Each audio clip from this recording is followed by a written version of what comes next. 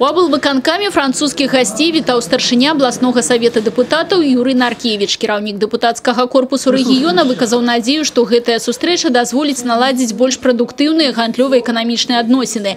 Пакуль двухбаковы патэнцыял рэалізуецца не ў поўнай меры. Па выніках мінулага года тавараабарот Брэсцкай вобласці і Францыі склаў усяго каля 26 мільёнаў долараў.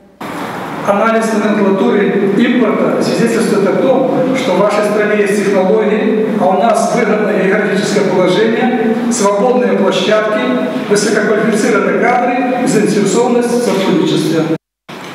В качестве перспективных направлений сотрудничества помогаем возможным отметить следующие сферы: машиностроение, а также легкая, химическая и парфюмерно-косметическая промышленность.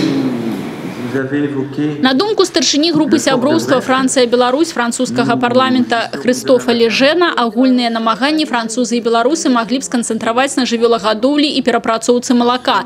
Як прыклад супрацоўніцтва французскі дэпутат назваў прадпрыемства «Данон Пружаны», дзе ён ужо паспеў пабываць. У ліку перспектыўных Христоф Лежен назваў і такія галіны, як лясная гаспадарка, дакладней экспарт драўніны з Беларусі ў Францыю і аўтамабілебудаванне. У прыватнасці зборку на тэрыторыі Беларусі аўтамабіляў Peugeot и Citroën.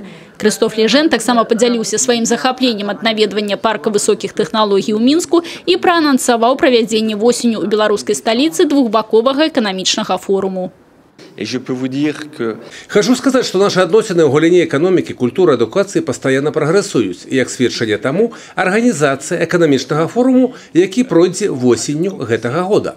Форум – гэта магчымасць пазнаёміцца з патэнцыйнымі партнёрамі, заключыць контракты. Я, як депутат, нашай урады і пасты робім усё магчымае, каб наладзіць больш цесныя эканамічныя сувязі. І я раблю вялікія ставкі на гэты форум, як на першы важны канкрэтны этап у развіцці нашых эканамічных адносін. Кіраўнік Брэста Александр Рагачук запрасіў французскіх парламентарыяў на святкаванне тысячагоддзя Брэста, і яго запрашэнне было прынята. Дарэчы, Христоф Лежен у Брэст прыязджае не ўпершыню, адсюль родам яго жонка.